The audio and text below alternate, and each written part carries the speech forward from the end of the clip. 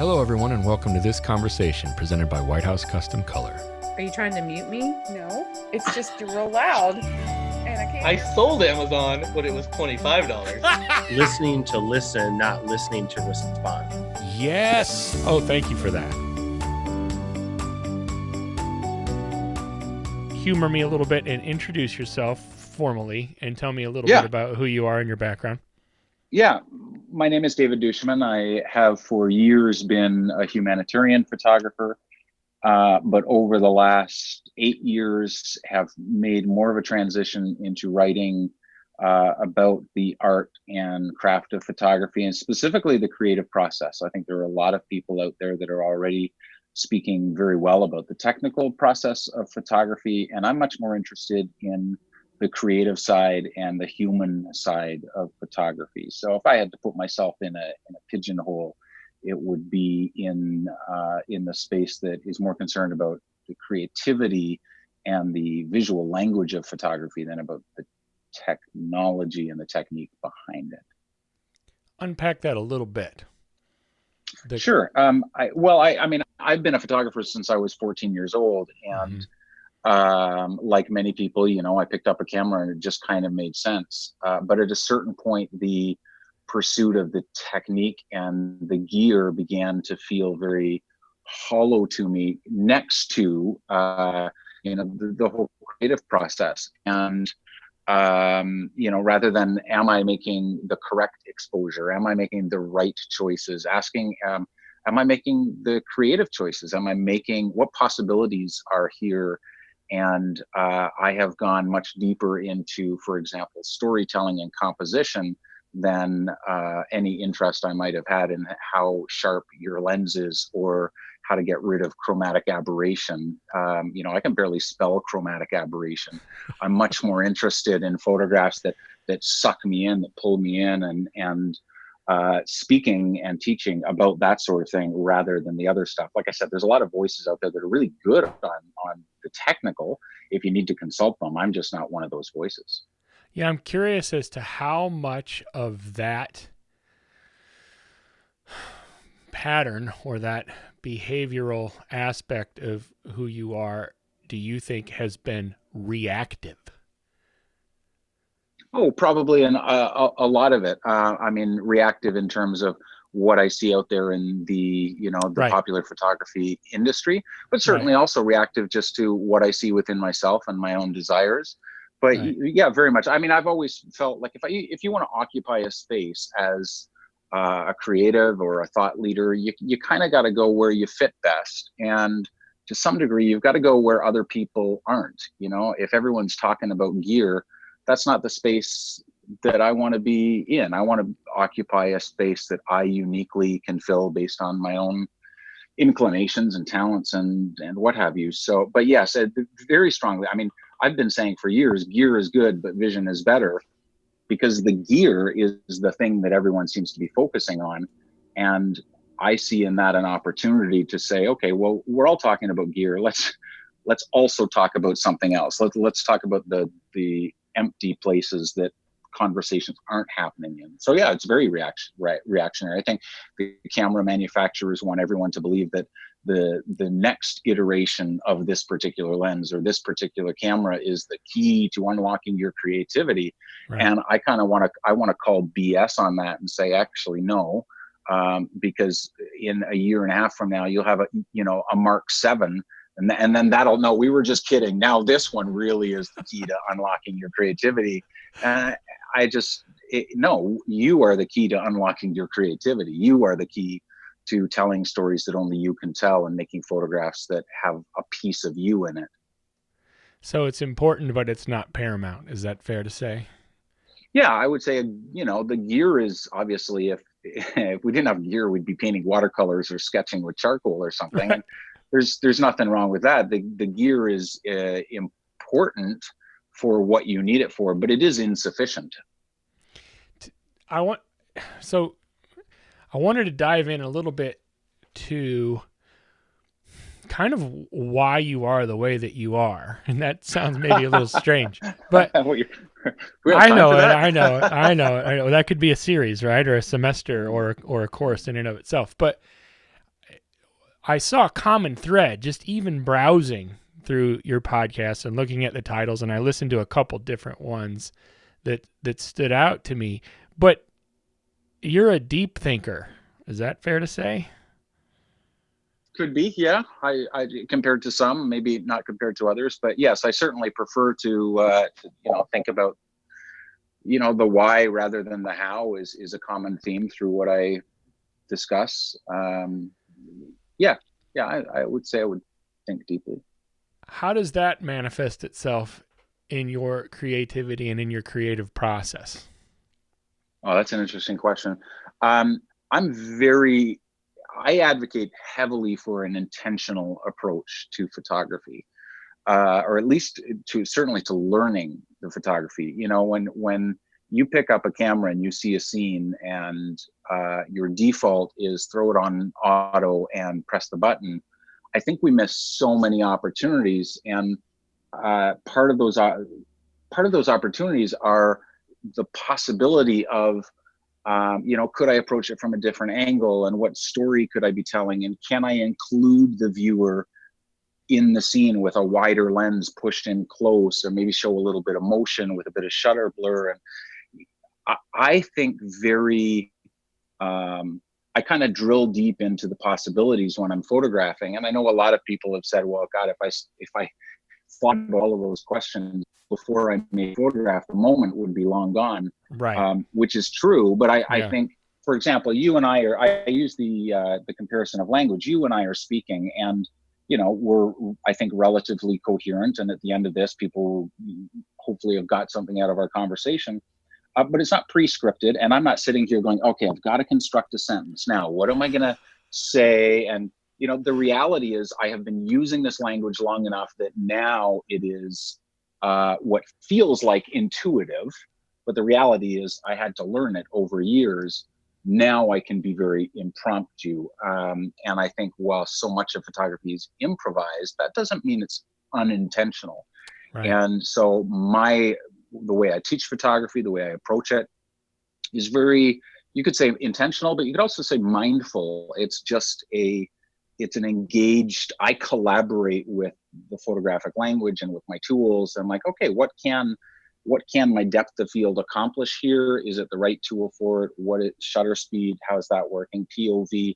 And it's this collaboration.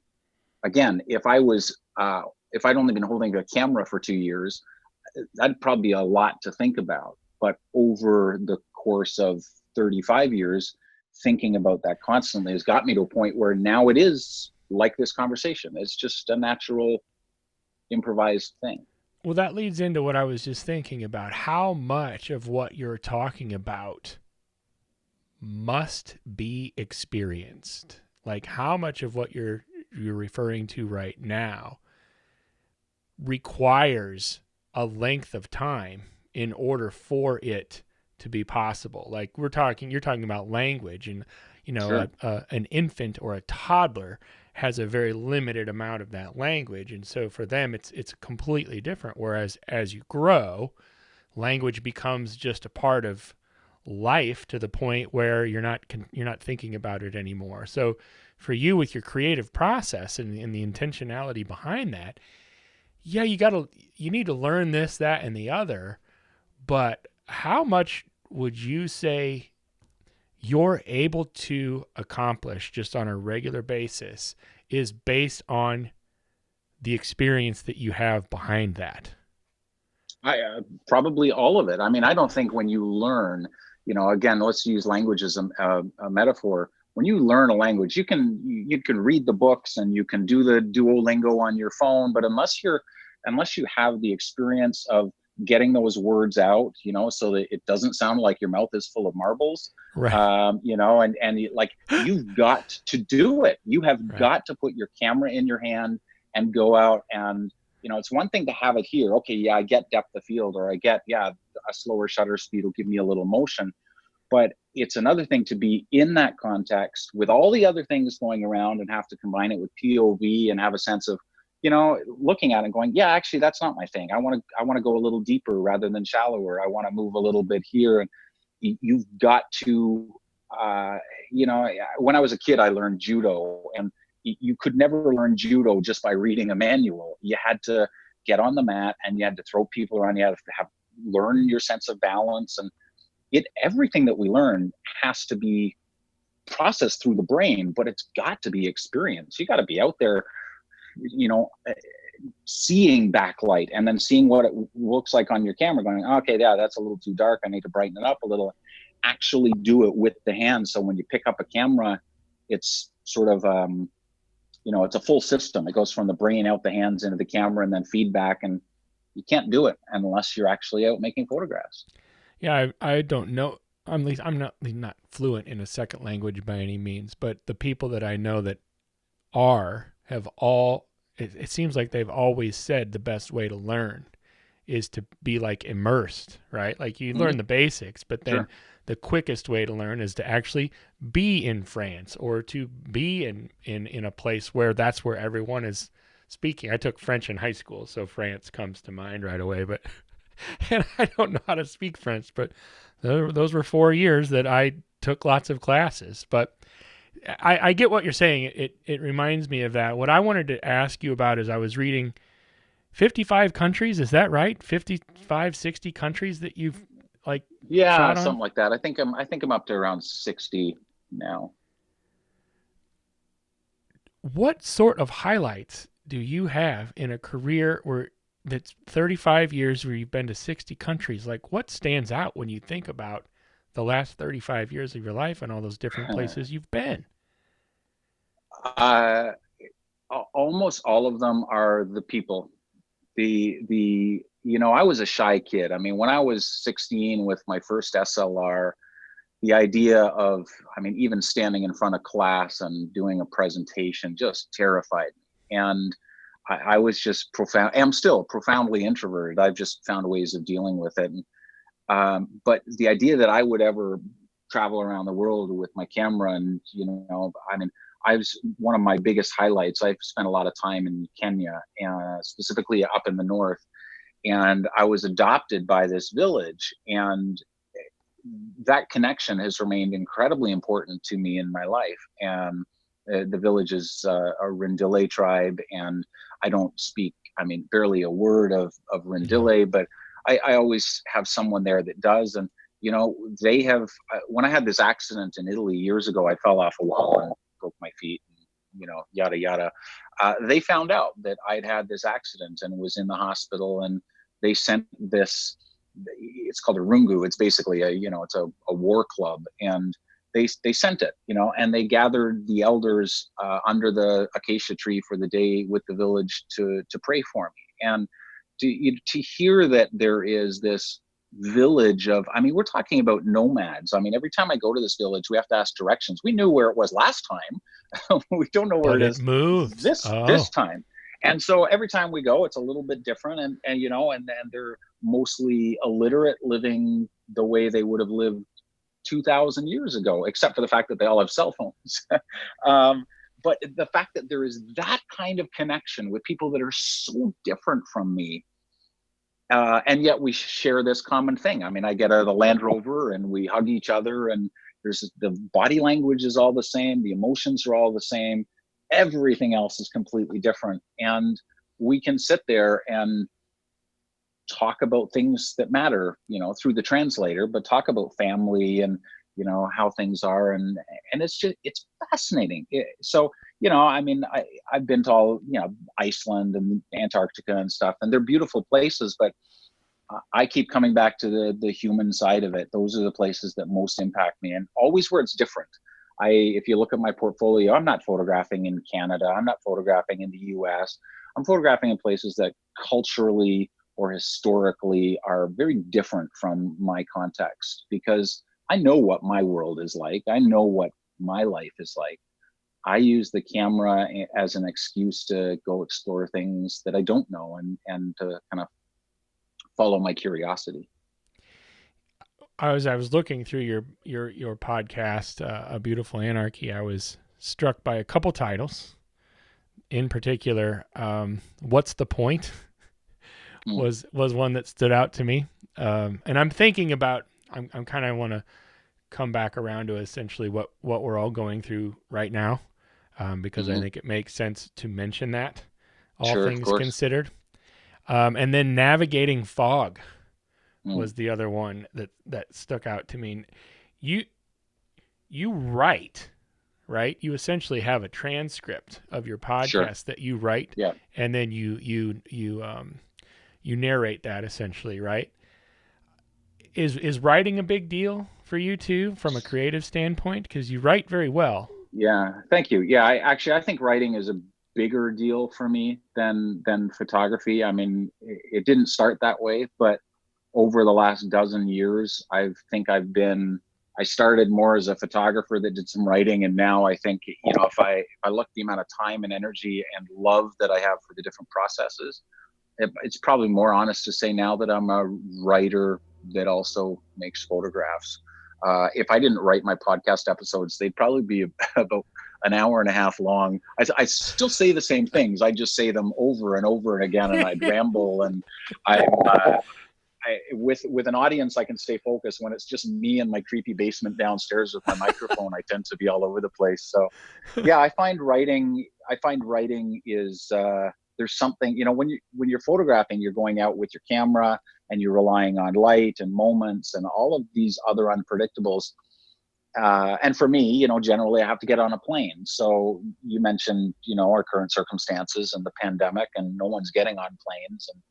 And so for me, it's a significant creative outlet that I can engage no matter where I am in the world. I can always find a pen and a paper or open my laptop and write a couple thousand words about how I'm feeling or what I'm thinking, or reach out and encourage someone. My podcast came out of my desire to encourage creatives, because everyone's out there kind of feeling like they're on their own little island, and I want to remind them all that the struggles that we have are all pretty common. They're all very similar, and kind of want to create the podcast I wish I had 10 years ago, 20 years, or even just now. I'm not a podcast guy. I don't listen to podcasts. So a short 10 to 13 minute podcast that is relatively to the point is more my speed. So let's do this, if you don't mind. I'd like you Sure. to answer some of the questions that you posed in the podcast, the clips that I listened to in particular, if that's all right. If you could just, Sure. and then I'd like it if people would then want to check them out more. What's the point in particular struck me, all things considered. What's the answer to that? What's the short, maybe teaser answer to what's the point? All right. Short meaning not an hour and a half. Got it. Sure.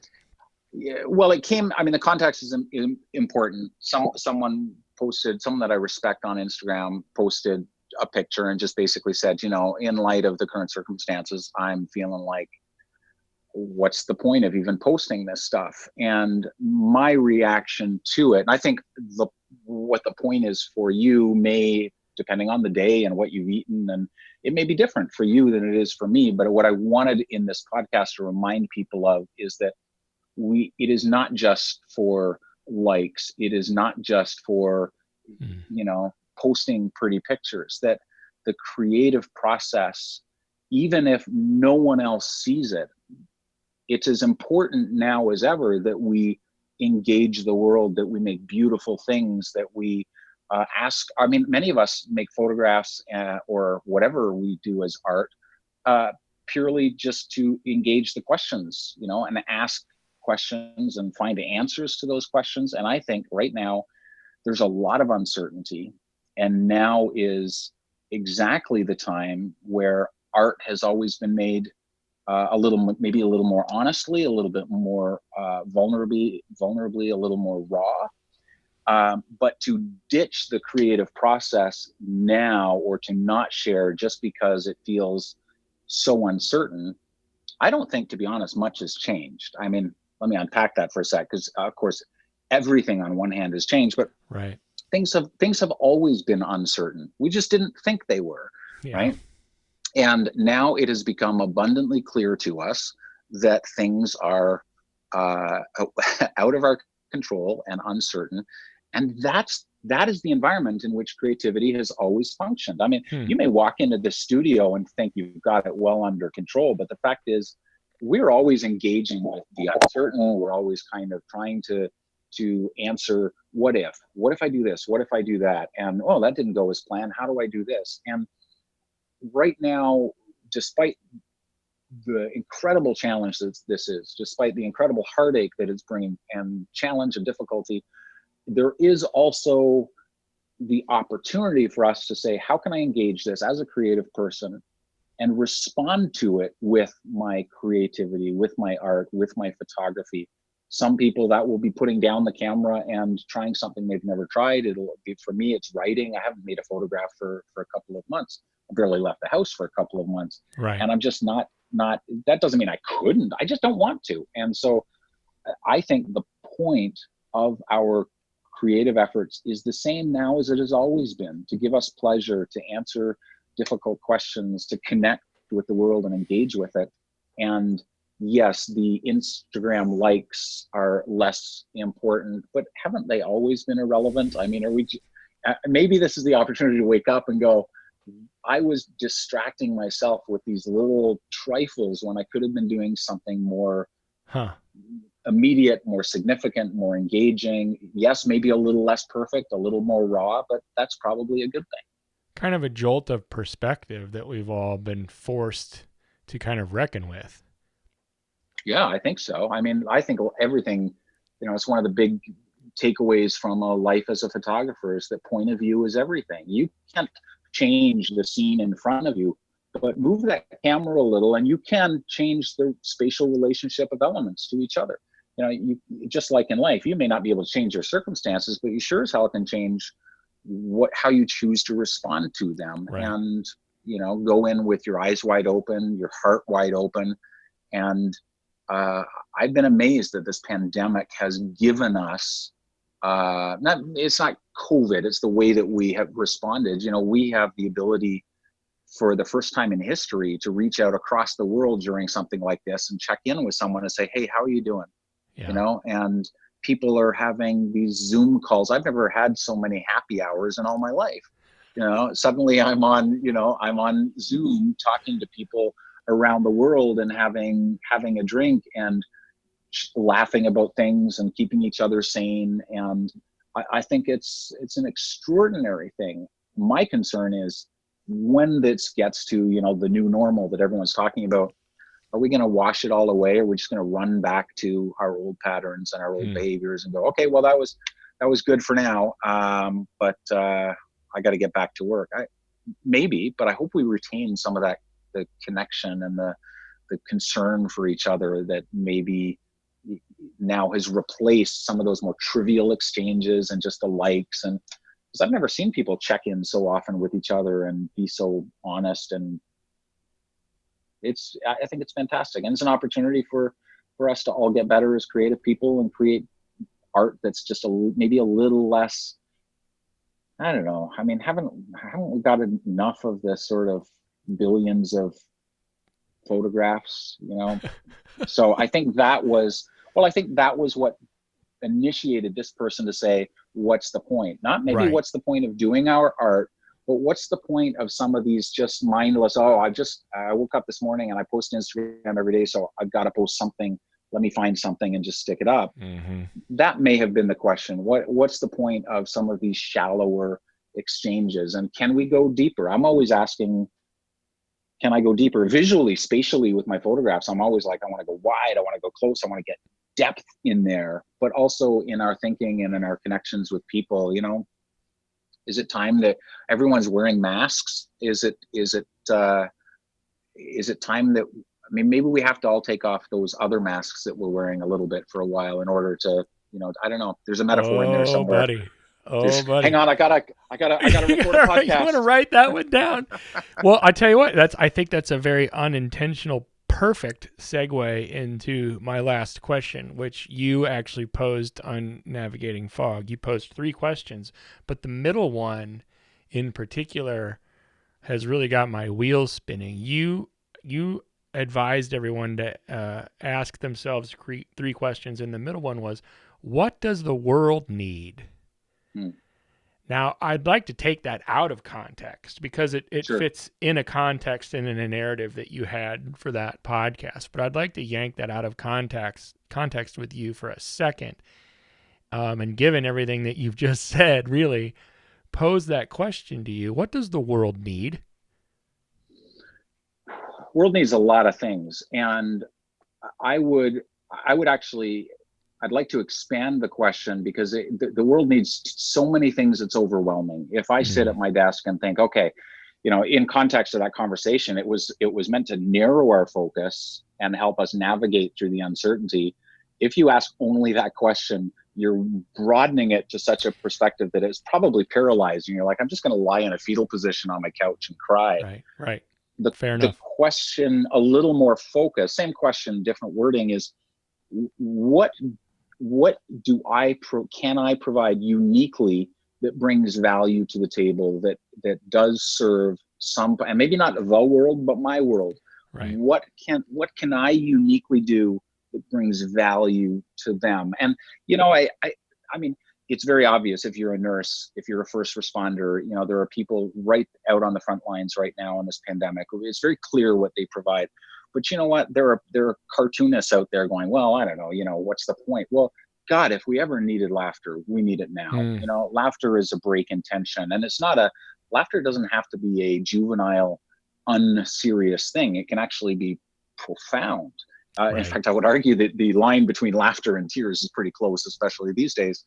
But we need that. And if that's your gift, if that's what you're good at, the world does need laughter. But let's make it, if you're gonna traffic in laughter, let's really do it, right? Let's not just do fart jokes and spitballs.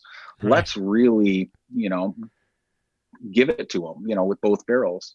So I think the world needs a lot of things. The question is, what do you provide that brings value? And this is a great question for every photographer, because I have a sort of side interest in the way that entrepreneurs, creative entrepreneurs especially, and photographers very specifically, market themselves.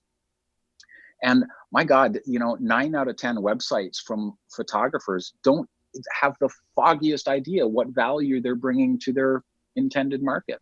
It's all about me. It's all about what I do. And that's fine. Needs to also be about that. But what kind of value are you bringing to the people that you're meant to be serving? Because you know what? The world doesn't want more photography. The world, we're drowning in photographs. The world wants things that photographs can give to them. Yeah. We want the memories. We want, that sense of connection to the future and the past. And we want all of that. But they don't care that you're shooting on a Canon 5D Mark III. They don't want to see, that's a photographic circle jerk. It's not bringing value to the people that we allege to serve. And I think if we can recalibrate ourselves and look at what am I bringing, what is my art, even if you don't think of your stuff as art, is what I do a gift to the world? Or am I just kind of, hurling it out into space and hoping that, I'll get likes for it?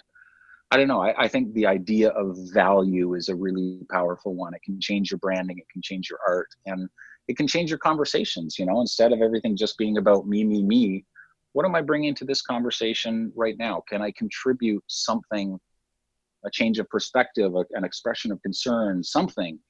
What can I do that would meet some little need? And together, if 8 billion of us are doing that, I think we're going to take care of ourselves pretty good. Agreed. David, where can people find you on the internets? That's everywhere. They just go to the Googler. You can find me at davidduchemin.com. That's where you would find links to pretty much everything else. So I would say just go there, but my podcast can be found on iTunes, Spotify, et cetera, or at abeautifulanarchy.com. And most of my educational resources can be found at craftandvision.com. Thank you for your time today. I really appreciate it. You're very welcome. Thank you. Till next time, brother. Yeah, let's do it soon. Hey guys, thanks for watching this conversation presented by White House Custom Color on YouTube. Be sure to check out our other content and click that subscribe button right there. Right Right there. It's there somewhere.